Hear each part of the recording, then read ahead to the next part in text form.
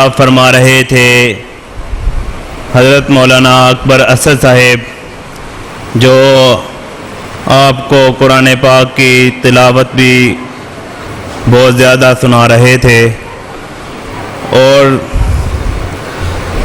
اب میں بلا تاخیر دعوت خطاب دیتا ہوں پروفیسر جناب مطیع اللہ باجوہ حافظہ اللہ تعالی صاحب کو، وہ اپنے خیالات کا اظہار فرمائیں۔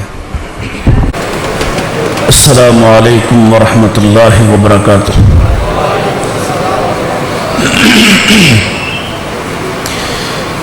ابھی آپ نے زبان کے حوالے سے اتنی شاندار گفتگو سماعت فرمائی ہے، اس لیے خاموشی سے اللہ کے گھر میں بیٹھیں اور زیر لفظ ذکر کرنا چاہیں تو کریں، لیکن کان ہماری طرف رکھیں۔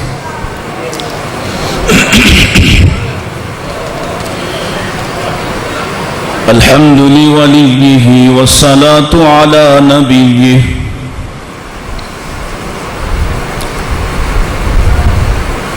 والوزن والعدل والفضل والنظم والعزم بالجزم بوحدته بكبريائه بسلطان وبعلان وبإتقان وبإيمان وبيان في فرقان وحده لا شريك له وحده بوحدة موحدا بوحدة موحدا بوحده وحيدا وأحدا بلا مدد وجدد ونصب ووصف في الكمال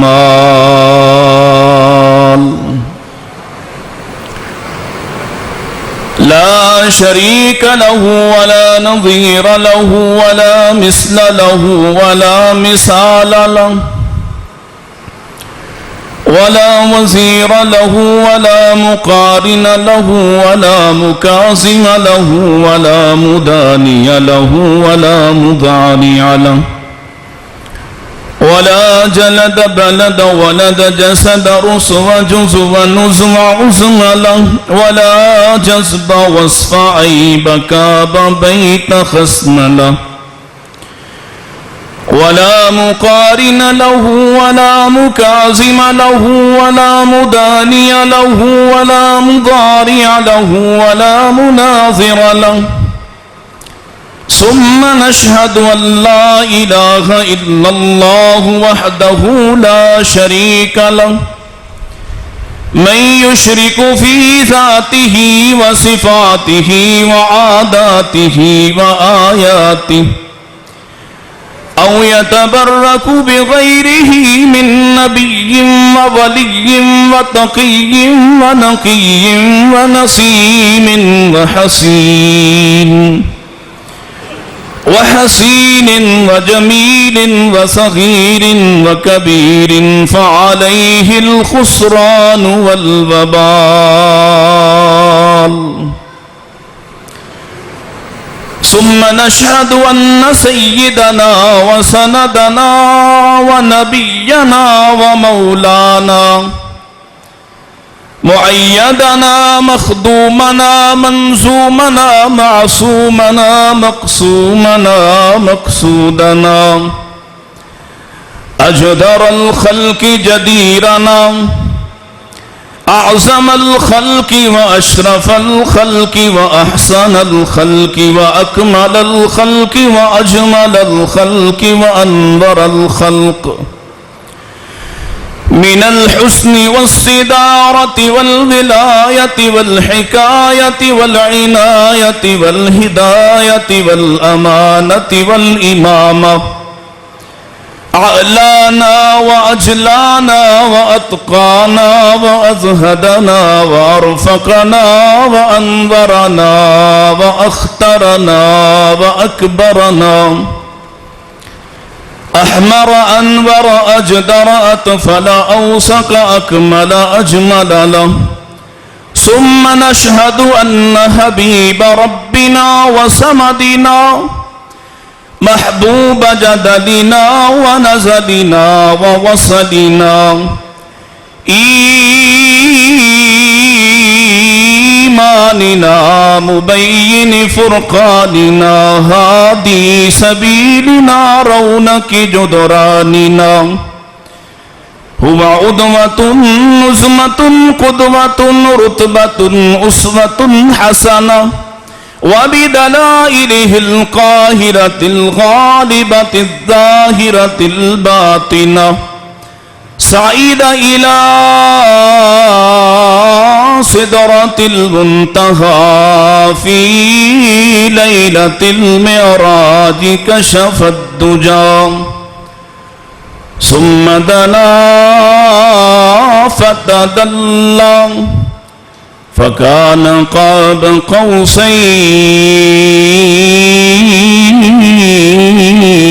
قوسين أو أدنى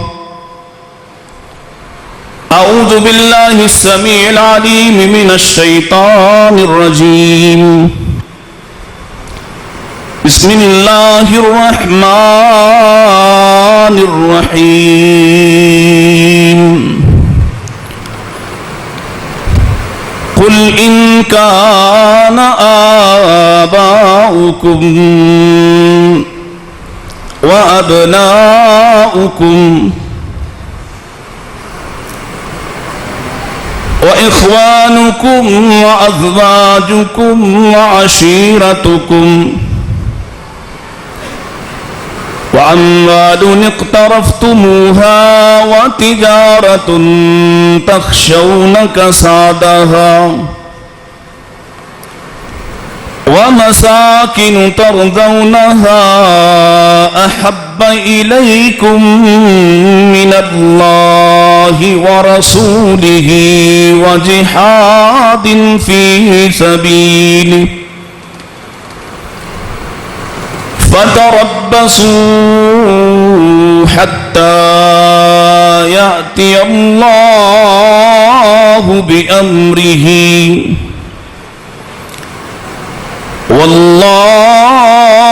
والله لا يهدي القوم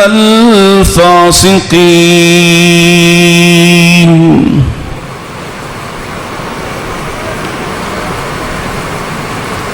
اے ہمارے حبیب، آپ فرما دیجئے کہ اگر تمہیں اپنے باپ دادا، اپنے بیٹے، اپنے بھائی، اپنی بیویاں اور اپنے رشتہ دار اور وہ مال جو تم بچا بچا کے رکھتے ہو، وہ تجارت جس کے نقصان سے ڈرتے ہو، اور وہ گھر جو تمہیں بڑے محبوب ہیں، اللہ، اس کے رسول اور جہاد فی سبیل اللہ سے محبوب ہو جائیں، بس انتظار کرو کہ اللہ کا فیصلہ آ جائے، اور اللہ کا فیصلہ آنے سے پہلے بھی ایک فیصلہ یہاں اس نے ذکر کر دیا، واللہ لا یہدی القوم الفاسقین، کہ وہ اللہ فاسقوں کو ہدایت نہیں دیتا ہے۔ حمد و ثنا درود و سلام کے بعد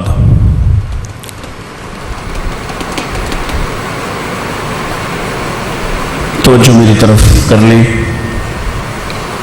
حضرت مولانا محمد اسحاق اوکاڑوی حفظہ اللہ تعالی تشریف لائے ہیں، وہ انشاءاللہ اپنے وقت پر خطاب فرمائیں گے، جاندار شاندار۔ یہ کچھ لمحات میرے ہیں، مجھے دیے گئے ہیں، آپ میری طرف دیکھیے اور میری بات سمجھنے کی کوشش کیجیے۔ اللہ تعالیٰ کا بہت ہی احسان ہے، اس کا فضل ہے کہ اس نے ہمیں اپنا اور اپنی آخری نبی حضرت محمد صلی اللہ علیہ وسلم کا تعلق عطا فرمایا ہے۔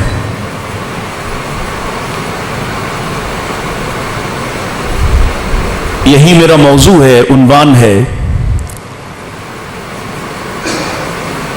کہ دنیا میں تمام تر رشتے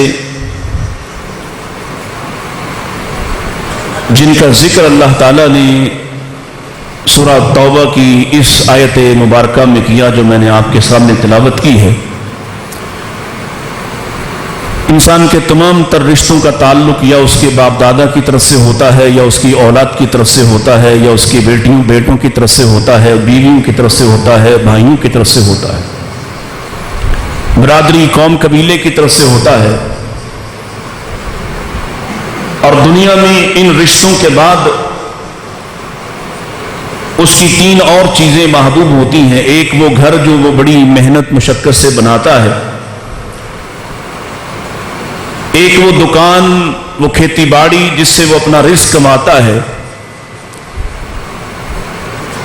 اور ایک وہ سرمایہ جو اپنی ضرورتوں سے بچا بچا کر وہ اپنے اچھے برے وقت کے لیے سنبھال رکھتا ہے۔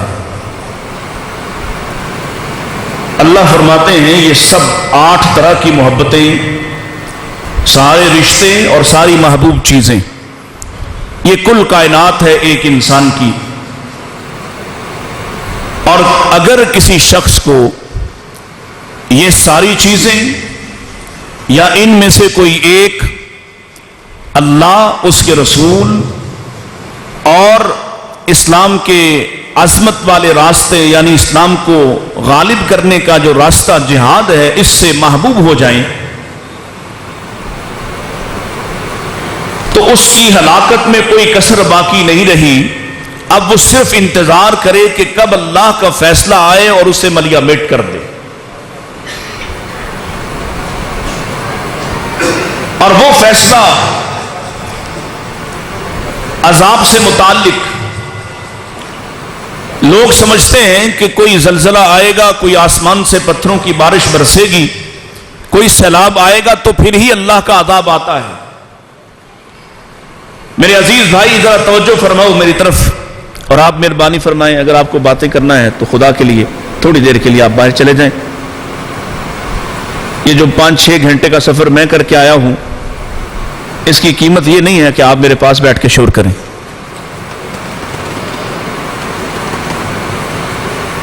نہ خطبے کے سوا میرے پاس کوئی ترنم کا کوئی ایسا ہے کہ میں آپ کو مترنم کر کے آپ کو مدہوش کرنے کی، میں تو آپ کو جگانے آیا ہوں۔ میں تو چاہتا ہوں آپ جاگ کے بیٹھیں اور میری بات سنیں۔ پہلی ملاقات ہے، انشاءاللہ شاید اگلی دفعہ آپ زیادہ توجہ سے سنیں گے۔ ہم سمجھتے ہیں کہ اللہ کا عذاب آسمان سے پتھروں کی بارش اترے، سیلاب آئے، آندیاں طوفان چلیں، پھر ہی آتا ہے۔ اللہ فرماتے ہیں واللہ لا یہدی القوم الفاسقین، انہیں اتنی سمجھ نہیں ہے کہ اللہ کا سب سے بڑا عذاب تو یہ ہے کہ آدمی فاسقوں کی جماعت کا حصہ بن جائے اور اللہ کی ہدایت کے راستے اس پر بند ہو جائے۔ اب یہ جیتا جاگتا کھاتا پیتا چلتا پھرتا انسان ہے، لوگ اسے انسان سمجھتے ہیں، لیکن میرا خالق اور مالک فرماتا ہے نہ یہ انسان ہے۔ ایمان والا تو دور کی بات ہے، اللہ اس کو انسان بھی تسلیم نہیں کرتا، اور فرماتا اولئک کالانعام، یہ جانور ہے، ڈنگر ہے، مویشی ہے، چوپایا ہے۔ فرمایا نہیں بل ہم اضل، ان کا بھی کوئی نہ کوئی فائدہ، کوئی نہ کوئی مقصد حیات، وہ اپنے اپنے مدار میں چلتے ہیں۔ جس کو اللہ نے سواری کے لیے تابع کیا ہے وہ انکار نہیں کرتا، جس کو دودھ دینے پہ لگایا وہ بھی انکار نہیں کرتا۔ یہ ان سے بھی بدتر ہے، بل ہم اضل، یہ ان سے بھی گیا گزرا، ان سے بھی رذیل مخلوق ہے اللہ کی نگاہ میں۔ واللہ لا یہدی القوم الفاسقین۔ سوال یہ ہے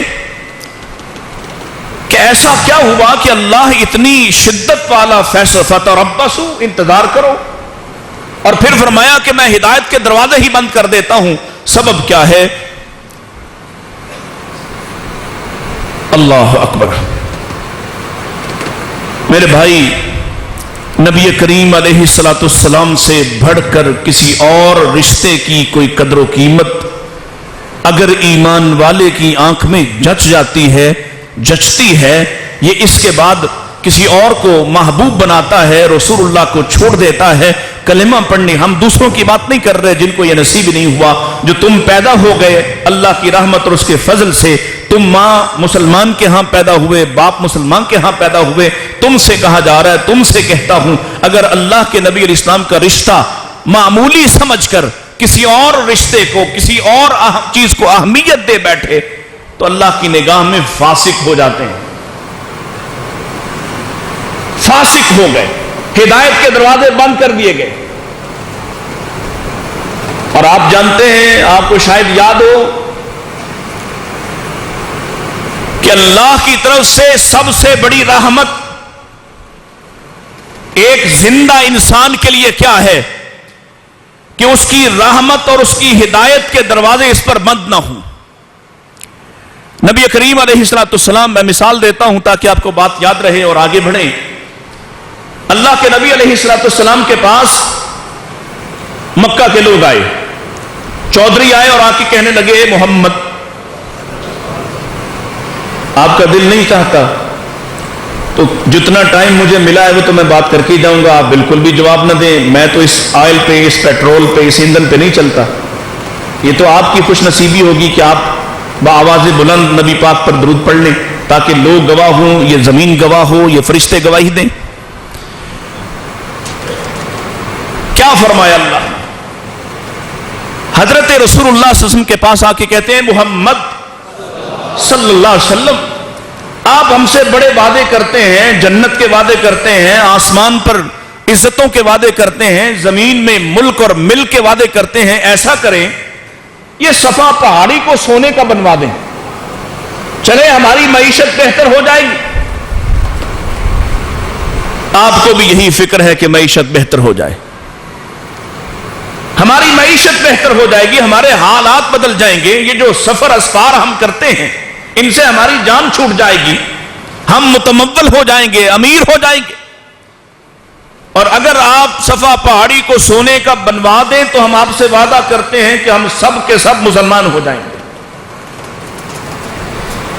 نبی کریم صلی اللہ علیہ وسلم کا تعارف اللہ نے یہ کروایا ہے کہ آپ اپنی امت کے لیے حریص تھے، حریص علیکم، خواہش مند تھے، اور آپ کی اس سے بڑی خواہش کیا ہوگی کہ یہ سارے مسلمان ہو جائے۔ ان سب کو مسلمان کرنے کے لیے اور ایمان کی طرف لانے کے لیے آپ گالیاں کھاتے ہیں، طعنے سہتے ہیں، الزام اور دشنام سہتے ہیں، ان کے دھکے کھاتے ہیں، ان کی طرف سے تشدد برداشت کرتے ہیں، اور اگر وہ خود ہی کہہ دیں کہ ایک معجزہ ہو جائے ہم سب مسلمان ہو جائیں گے تو یہ تو بڑا آسان ہوا۔ اللہ کے رسول اسلام نے ہاتھ اٹھائے اور عرض کی، عرش والے تیرے لیے کیا مشکل ہے، تو اس مطالبے کو پورا کر دے۔ اب اللہ کی طرف سے سیدنا جبریل علیہ السلام پیغام لے کر آئے اور دو باتیں آپ کے سامنے رکھی گئی۔ میں مفہوم عرض کر رہا ہوں، جلدی عرض کر رہا ہوں، علماء ایک سے بڑھ کر ایک مناظر تشریف لا چکے ہیں۔ سیدنا جبریل آتے ہیں اور آ کے کہتے ہیں، اللہ کے نبی علیہ السلام، اللہ آپ پر سلام بھیجتا ہے اور آپ کو دو باتوں میں سے ایک کا اختیار دیتا ہے۔ توجہ میری طرف، یہ میں استاد ہوں اور یہ عادت پڑی ہوتی ہے کہ بچوں کا، اسٹوڈنٹس کا، طلباء کا رخ ہماری طرف رہتا ہے۔ چیمہ صاحب کو دیکھ لیں ایک دفعہ، تو اس کے بعد گھنٹہ انشاءاللہ آپ یہاں دیکھیں گے۔ اجازت ہے؟ دو باتوں کا اختیار ہے۔ پہلی، آپ کہیں تو ہم صفا پہاڑی کو سونے کا بنا دیتے ہیں، کوئی مشکل نہیں۔ اللہ کے لیے کوئی مشکل ہے؟ اللہ کے لیے کوئی مشکل ہے؟ کبھی میرے نبی جس پہاڑ سے محبت کرتے تھے، جس پہاڑ پر چڑھتے تھے، جس کی طرف منہ کرتے تھے، فرماتے تھے احد کو ہم سے پیار ہے، ہمیں احد سے پیار ہے، آج اسی احد کے دامن سے سونا نکل رہا ہے۔ اللہ کے لیے کوئی مشکل نہیں۔ ایک اختیار یہ ہے کہ یہ سونے کا پہاڑ بن جائے، صفا پہاڑی سونے کی ہو جائے، اور یہ سارے مسلمان ہو جائیں. لیکن دوسری بات، اگر یہ مسلمان نہ ہوئے اور معجزات مانگنے والے اس سے پہلے بھی آئے جنہوں نے معجزات مانگے، کسی نے کہا ہمیں یہ حاصل ہو جائے، ہمیں یہ حاصل ہو جائے، کسی نے کہا اس سامنے والی پہاڑی کو پھٹنا چاہیے، اس میں سے ایک حاملہ اونٹنی کو نکلنا چاہیے، وہ ہمارے سامنے بچہ دے، ہم مان جائیں گے کہ تو نبی ہے. بڑے بڑے عجیب و غریب مطالبات کیے لوگوں نے. اختیار دیا گیا کہ ہم آپ کی بات کو پورا کر دیتے ہیں، لیکن ہماری شرط یہ ہے اگر یہ مومن نہ ہوئے، ایمان نہ لائے، تو ہم ان کو ایسا عذاب دیں گے جو آج تک دنیا میں کسی اور کو نہ ملا ہو.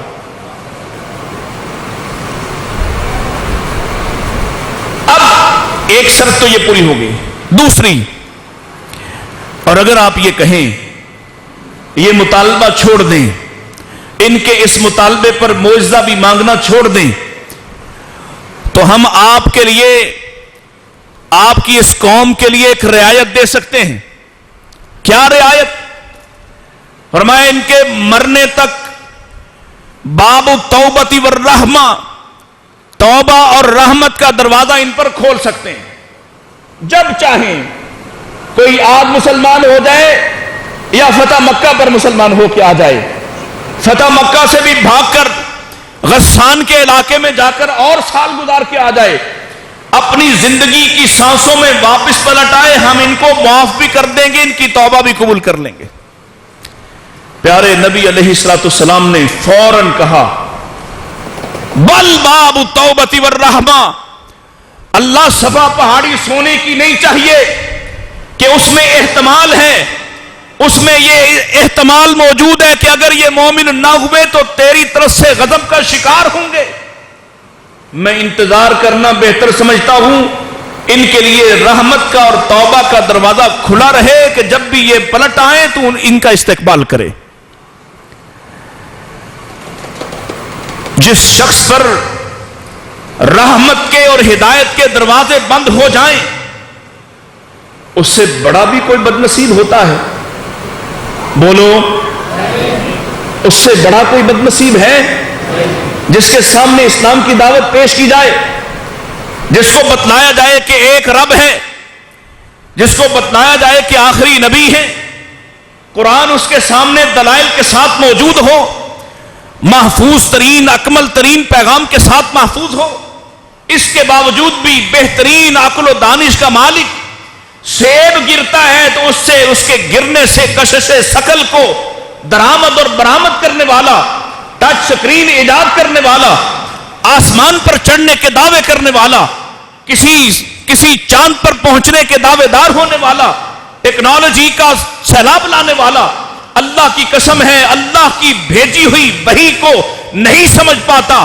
تم سمجھ رہے ہو کہ وہ ترقی یافتہ ہے، اللہ کی نگاہ میں وہ جانوروں ڈنگروں سے بھی بدتر، سوروں اور خنزیروں اور بندروں سے بھی ذلیل تر مخلوق ہے اللہ کی نگاہ. کیوں اس پر ہدایت کا دروازہ بند ہو گیا ہے؟ آئیے اب اس بات کو سمجھنے کے بعد سب سے قیمتی رشتہ کون سا ہے؟ محمد رسول اللہ. جب آپ کی آواز ٹھیک ہوگی مجھے سمجھ آئے گا کہ آپ کو میرا مضمون سمجھ آ رہا ہے. محمد الرسول اللہ صلی اللہ علیہ وسلم. آپ سے بڑھ کر ایک ایمان والے کا کوئی اور رشتہ دار آپ جیسا ہے؟ بولو. بات لمبی نہ ہو اس لیے میں مختصر کرتا جا رہا ہوں.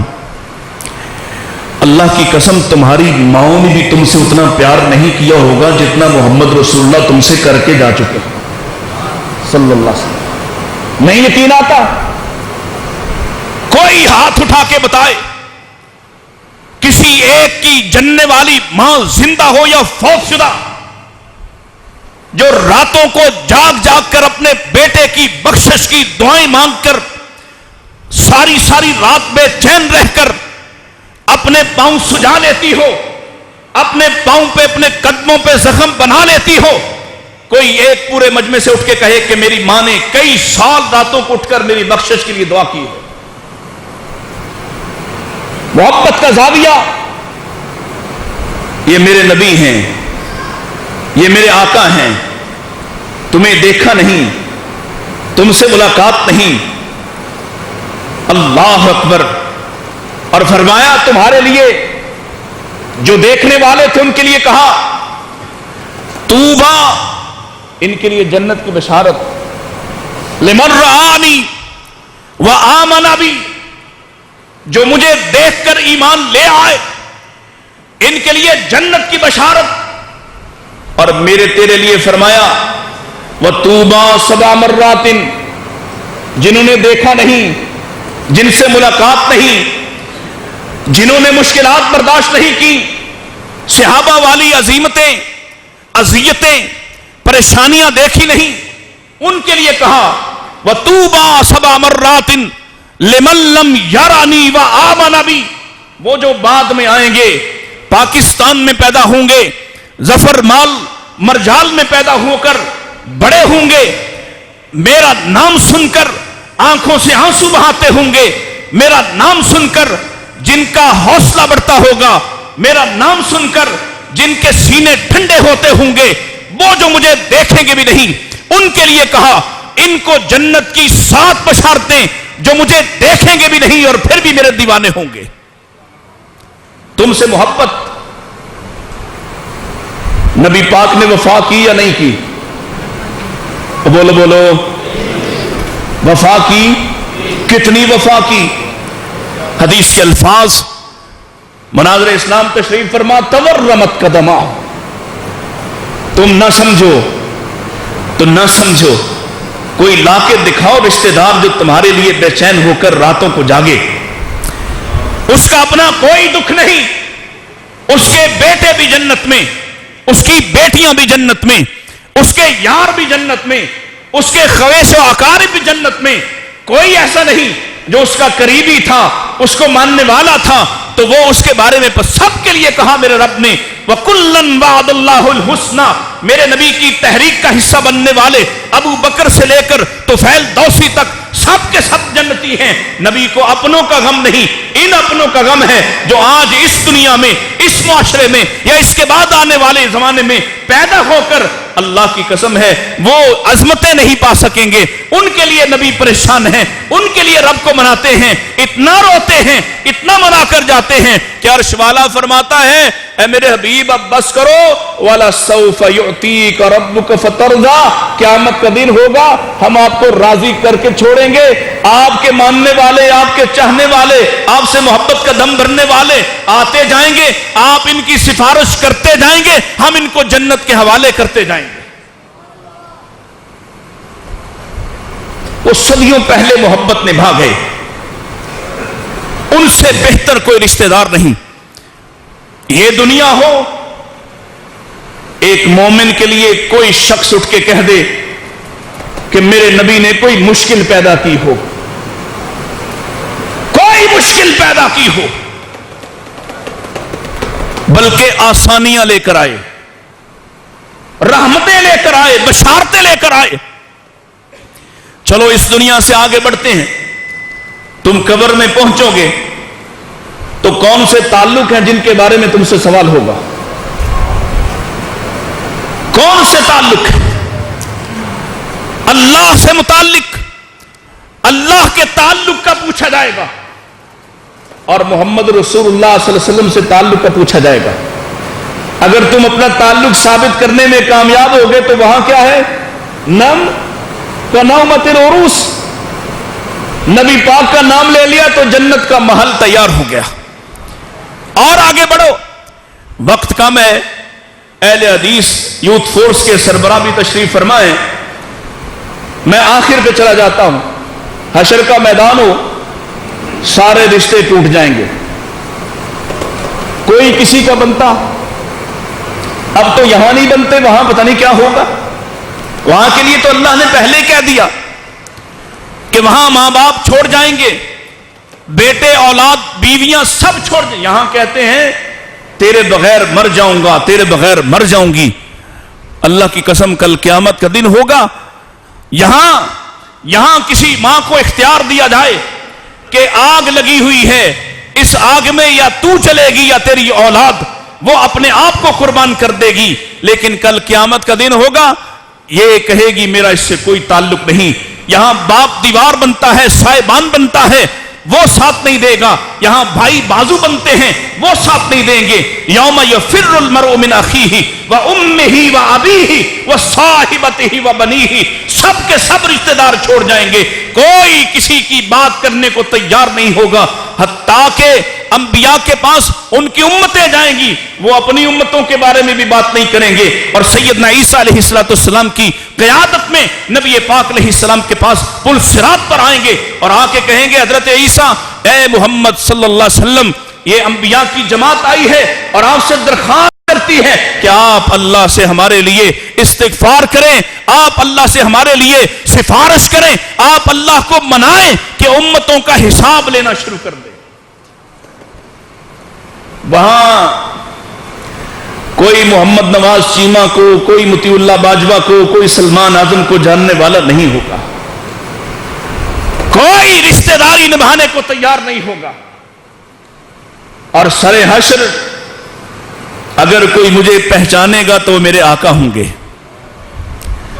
سر حشر اگر کوئی میرے لیے صاحبان بنے گا، میرے لیے رحمت کا باعث بنے گا، تو وہ محمد رسول اللہ صلی اللہ علیہ وسلم ہوں گے۔ لیکن کن کے لیے؟ جو وفا نبھا کر گئے، جو وفا، بولو، اور بے وفاؤں سے آپ نے ملنا، جو وفا نبھا کر گئے، فرمایا قیامت کا دن ہوگا، وفاداروں کی بات آئی ہے۔ آج پاکستان کے اندر تبرہ کرنے والی پارٹی جس کا دین اور مذہب ہی تبرہ ہے، وہ میرے صدیق پر اپنی زبانوں کو دراز کرتے ہیں۔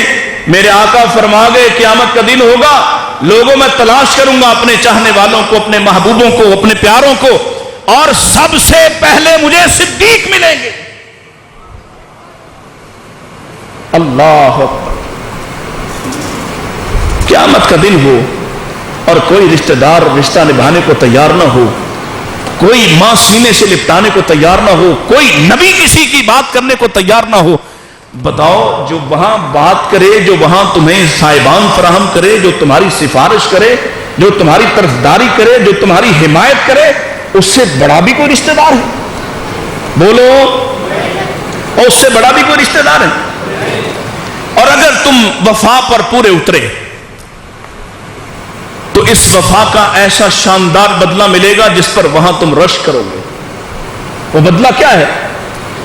نبی کریم صلی اللہ علیہ وسلم نے ارشاد فرمایا،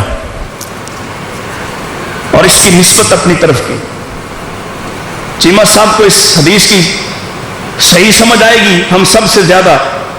کیا فرمایا؟ فرمایا شفاعتی، میری سفارش، میری سفارش، شفاعتی لامتی، کن کے لیے؟ میری امت کے لیے۔ شفاعتی، میری سفارش، لامتی، میری امت کے لیے۔ کن لوگ؟ کون سے لوگ ہیں؟ الکبائر، بڑے بڑے مجرم، بڑے بڑے ظلم کرنے والے، بڑے بڑے گناہ کرنے والے، لیکن انہوں نے وہ گناہ نہیں کیا، وہ جرم نہیں کیا کہ جن سے رشتے کا تعلق ٹوٹ جاتا ہے۔ وہ جرم کیا ہے؟ ایک اللہ کے ساتھ کسی کو شریک ٹھہرانا، اور دوسرا محمد رسول اللہ صلی اللہ علیہ وسلم کا دامن چھوڑ کر کسی اور کے ساتھ منسلک ہو جانا۔ یہ نہ کیا۔ پوچھنے والے نے پوچھا تھا، انس رضی اللہ تعالی من اسعد الناس بشفاعتک یا رسول اللہ، اللہ کے نبی آپ کی سفارش کے حقدار کون سے سعادت مند بنیں گے؟ سچ بتاؤ، کبھی آپ نے رات کو یا دن کو یا کسی نماز میں کبھی اپنے لیے جو مانگتے ہیں، بہت ساری دعائیں ہم مانگتے ہیں، صبح شام کے اذکار کرتے ہیں، کبھی ان دعاؤں میں سے ایک دعا یہ بھی کی ہے کہ اللہ مجھے اس نصاب کا حامل بنا دے، اس درجے تک پہنچا دے کہ کم سے کم نبی پاک میری سفارش تو کر دے؟ کبھی سوچا ہے؟ کبھی راتوں کو اٹھ کر بے چین ہو کر جیسے دنیا کی ضرورتیں مانگتے ہو، کبھی آخرت کی سب سے بڑی ضرورت مانگی ہے؟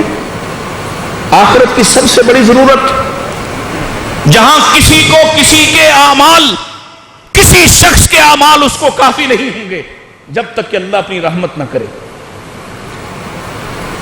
آپ نے فرمایا اسعد الناس بشفاعتی، خوش قسمت لوگ ہوں گے وہ جن کو میری سفارش ملے گی۔ اور کون سے لوگ؟ فرمایا من قال لا الہ الا اللہ خالصا من قلبہ، جنہوں نے اخلاص دل سے اللہ کی توحید کو نہ صرف مانا بلکہ سینے سے لگایا۔ اور جو کسی اور کو داتا بنا کر بیٹھ جائیں، پرسوں لاہور میں جو کچھ ہوا ہے اس سے پہلے بھی یہ نہیں دیکھا تھا۔ نعت خان نعت پڑھ رہے ہیں، چوک سجائے ہیں، وہاں خسرے ناچ رہے ہیں، اور اس ڈھول کی تھاپ پر چادریں اٹھا کر اس میں چندے ڈال کر وہاں سے روانہ ہو رہے ہیں۔ کہاں جاتے ہو؟ کہتے ہیں داتا صاحب جاتے ہیں۔ داتا تو دینے والا ہوتا ہے، تم اس کو کیا دینے جاتے ہو؟ داتا تو کس کو کہتے ہو؟ دینے والے کو۔ یہ کیسا داتا ہے جس کو تم دینے جاتے ہو؟ عجیب صورتحال۔ کون اللہ کے نبی علیہ السلام کی سفارش کا حق پائے گا؟ وہ جس نے کہا لا الہ الا اللہ، لا الہ الا اللہ، میرا معبود اللہ کے سوا کوئی اور نہیں، میرا حاجت روا اللہ کے سوا کوئی اور نہیں، میرا مشکل کشا اللہ کے سوا کوئی اور نہیں۔ اللہ کی قسم ہے میرے نبی نے صحابہ کو بھی یہی سمجھایا تھا کہ شرک نہیں کرنا، اللہ کے ساتھ کسی کو شریک نہیں ٹھہرانا۔ ان کو تلتا او حرکتا، اگرچہ تمہیں قتل کر دیا جائے، نہیں قتل بھی نہیں کہا، ٹکڑے ٹکڑے کر دیا جائے، تمہیں زندہ جلا دیا جائے تو اللہ کے ساتھ کسی کو شریک نہیں ٹھہرانا۔ جو لوگ توحید پر پکے ہوئے ان کو رسول اللہ کی سفارش مل جائے گی، یہ رشتہ وہاں وفا لوٹائے گا۔ اور ایک حدیث عرض کر کے اپنی بات کو ختم کرنے کی کوشش کرتا ہوں۔ سیدنا انس رضی اللہ تعالی سب کہیے رضی اللہ تعالی عنہ، صحابی ہیں۔ کون ہے انس؟ جانتے ہیں؟ یہ قدیم ادارہ ہے، اتنا تو جاننا چاہیے نا۔ انس کون تھے؟ صحابی رسول، صرف صحابی رسول نہیں، خادم رسول۔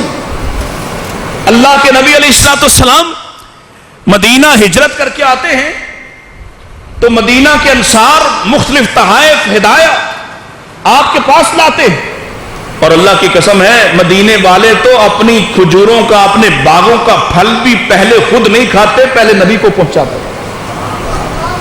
جو ان کے گھر میں پکتا ہے پہلے نبی کے پاس لاتے ہیں۔ مختلف ہدایہ، مختلف تحفے آپ کو لا کر دیے گئے۔ اور انس کی ماں سیدہ ام سلیم آئیں، اپنے بیٹے کا ہاتھ پکڑا ہوا ہے، 8-10 سال کا بچہ ہے، اور کہتی ہیں اللہ کے نبی میرے پاس دینے کو اور کچھ نہیں ہے، میں اپنا اکلوتا لخت جگر آپ کی خدمت میں دیتی ہوں، آزاد پیدا ہوا ہے، بڑے باپ کا بیٹا ہے لیکن آپ کا خادم بناتی ہوں۔ اور پھر سیدنا انس تب سے لے کر آخری وقت تک نبی کریم علیہ السلام کی خدمت کرنے والے، آپ کے نالین پاک کو سیدھا کرنے والے، آپ کے کام کاج کرنے والے، آپ کے غلام اور خادم بن کر رہتے ہیں۔ اور کون انس؟ کتنے عظمت والے ہیں!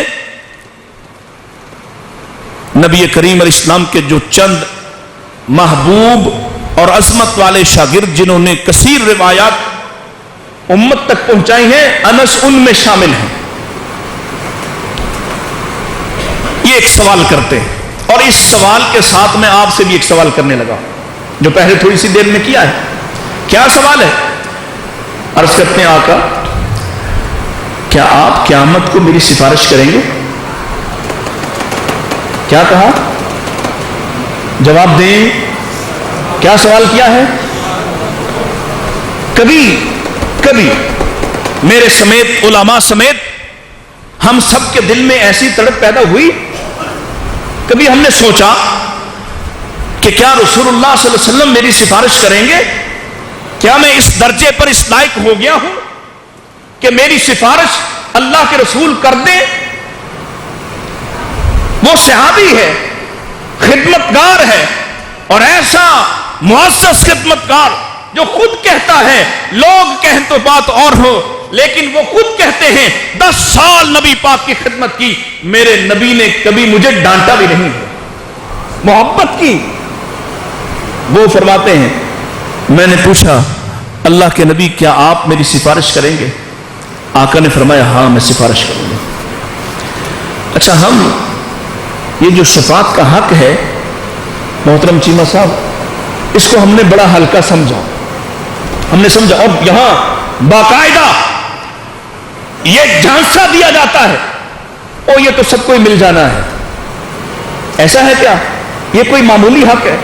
بہت ساری احادیث ہیں میرے سامنے، نبی پاک علیہ السلام تو فرماتے ہیں سلیمان جیسی بادشاہت ایک طرف اور سفارش کا حق ایک طرف، مجھے اختیار دیا گیا یا سلیمان جیسے بادشاہ بن جاؤ یا سفارش کا حق لے لو، اور میں نے کیا چنا؟ اخترت الشفاعہ، میں نے شفاعت کے حق کو چن لیا، اس لیے کہ میری امت کو اس کی زیادہ ضرورت ہے۔ یہ نہیں بات سمجھ میں آئی؟ تو اس حق کو بچانے کے لیے نبی پاک علیہ السلام نے کتنی بڑی قربانی دی ہے، اس سے سمجھ جاؤ۔ اللہ کے نبی علیہ السلام کو اللہ نے 3 بیٹے عطا فرمائے، 2 مکہ میں فوت ہو چکے، تیسرا مدینے میں اللہ نے عطا فرمایا۔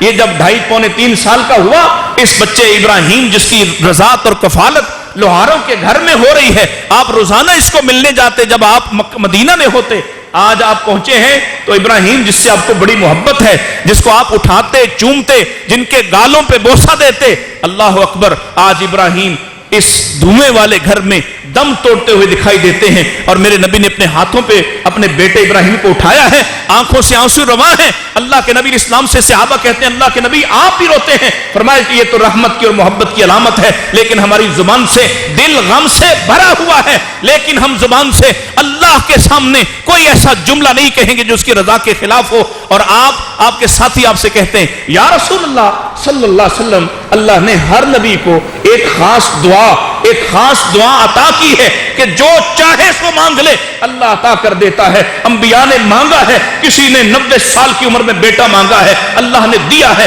کسی نے آسمان سے من و سلوہ مانگا ہے، دیا ہے، کسی نے کہا میرے بھائی کو نبی بنا دو، اللہ نے بنایا ہے۔ اللہ اکبر، اے حبیب آپ بھی دعا کر لیں آپ کا بیٹا بچ جائے۔ میرے آقا نے فرمایا یہ سفارش کا حق تو میں نے اپنی امت کے لیے بچا رکھا ہے۔ اب سنیے اس بات کو، اس حدیث کو،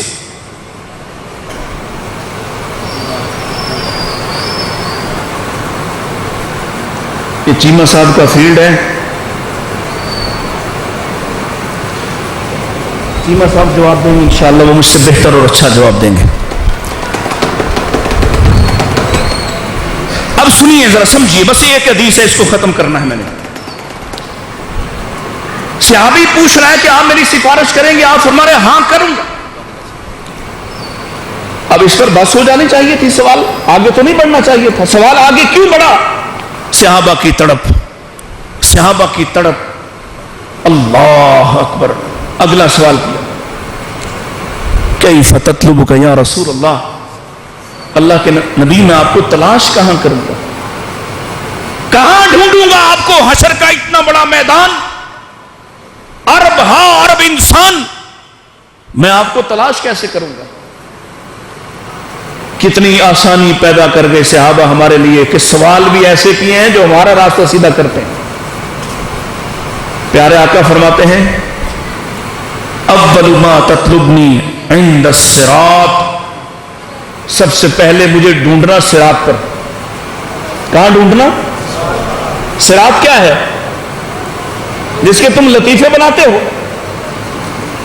جس کے تم مذاق اڑاتے ہو، جس کے بارے میں یہ بے دین اور دین بیزار لبرلز اور یہ بدبخت لوگ یہ لطیفہ بنائیں، مذاق اڑائیں، تمسخر بنائیں، اور تم ہنستے ہو، ٹھٹھا کرتے ہو۔ ہاں جی مولوی کہتا ہے یہ بڑی باریک ہے، اس پر چلا نہیں جائے گا، کوئی اس پر سے پار نہیں گزرے گا۔ بھلا ایسا بھی ہوتا ہے؟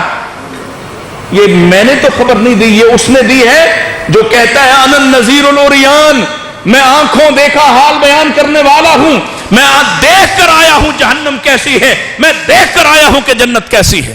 اس نے بتایا جہنم کے وسط پر، جہنم کے پیٹ پر اس کو باندھا جائے گا، یہ بال سے باریک، تلوار سے تیز، اور اس پر سادان بوٹی کی طرح کے بڑے بڑے کانٹے، اس پر آنکڑے لگے ہوئے، اور نیچے جہنم کی لپٹیں، اس پر سے گزرنا آسان نہیں ہوگا۔ کون گزریں گے؟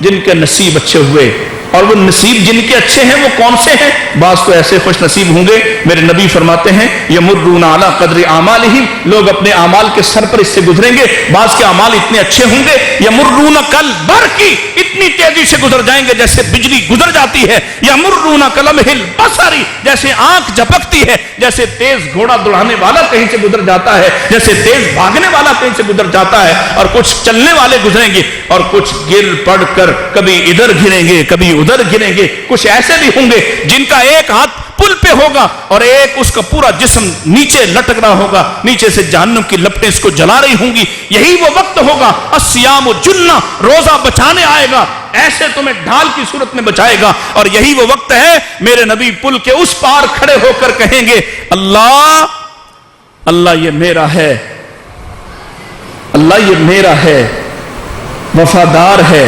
غدار نہیں، گناہگار ہے، یہ میرا ہے، اس کو چھوڑ دے، اس کو آنے دے۔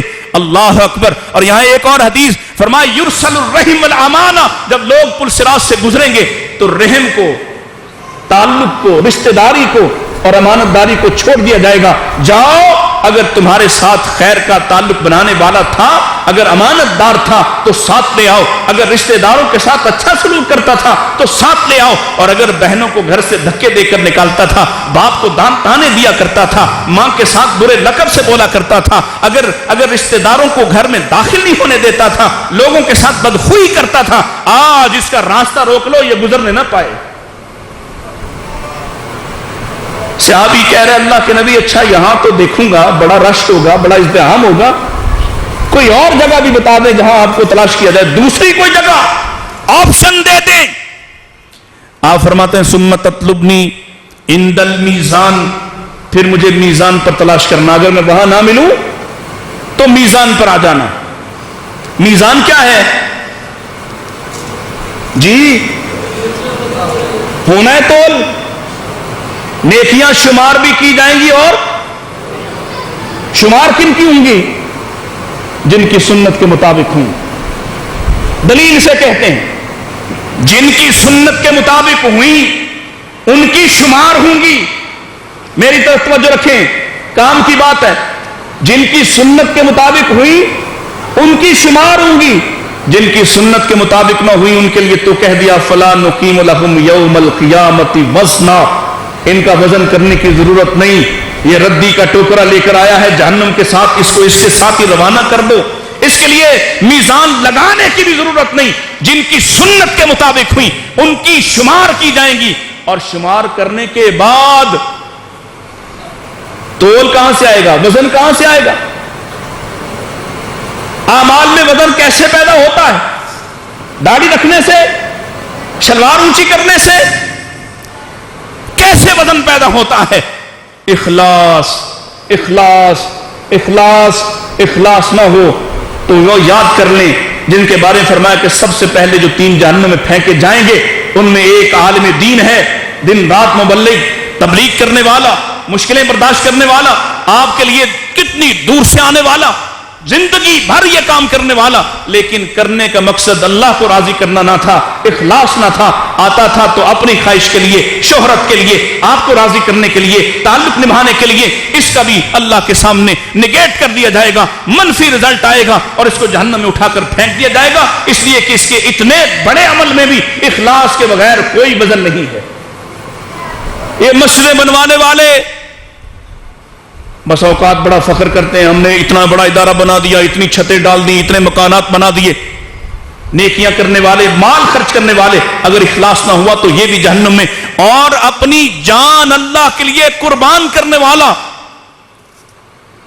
زخمی ہوا، میدان جنگ میں شہید ہو گیا، لیکن اخلاص پاس نہیں ہے تو اس شہید کو بھی اٹھا کر جہنم میں پھینک دیا جائے گا۔ اعمال کے اندر وزن ہوگا اخلاص کی وجہ سے۔ حضرت انس پوچھتے ہیں آخری حصہ، عرض کرتے ہیں آقا یہ تو 2 جگہ ہو گئیں، جیسے آپ کو کسی سے کام ہو تو آپ اس سے پوچھتے ہیں بھئی کہاں تلاش کروں، وہ کہتا ہے فلاں جگہ آ جانا، فلاں بینک کے پاس، فلاں اسکول کے پاس، آپ کہتے ہیں اچھا وہاں نہ ملے تو کہاں پہ، پھر وہاں نہ ملے تو کوئی ایسی پکی جگہ بتاؤ جہاں ہر صورت میں تم سے ملاقات ہو جائے۔ آقا فرماتے ہیں ثم تطلبنی علی حوضی، پھر مجھے میرے حوض پر تلاش کرنا، میرے حوض پر آ جانا۔ اور حوض پر پہنچے گا کون؟ جس نے سنت پر پہرا دیا ہوگا، سنت پر پہرا دیا ہو وہ حوض پر پہنچے گا۔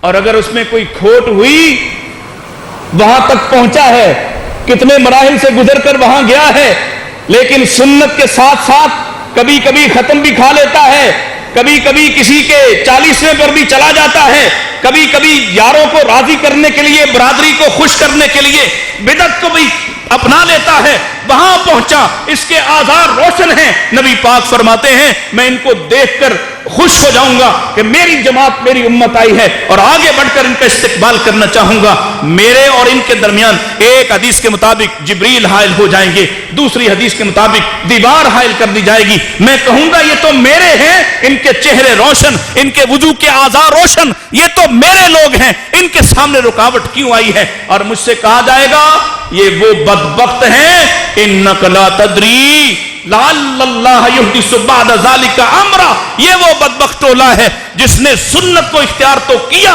لیکن پوری طرح سے نہیں کیا، ساتھ ساتھ بدعت کا التباس بھی کرتے رہے، بدعت کے ساتھ بھی اپنی دوستی نبھاتے رہے، آج یہاں پہنچے، خالص نہیں ہے، اس لیے اتنا قریب آنے کے باوجود بھی حوض کوثر سے پلٹا دیے جائیں گے۔ اور صرف پلٹائے نہیں، اب میرے نبی بھی کہیں گے سحقن سحقن لمن غیر آبادی، یہ میرے بعد جو بدل گئے، جنہوں نے اپنی ٹانگیں بدل لی، امیدیں توقعات بدل لی، جنہوں نے راستہ تبدیل کیا، ان سب کو جہنم کے حوالے کر دیا جائے۔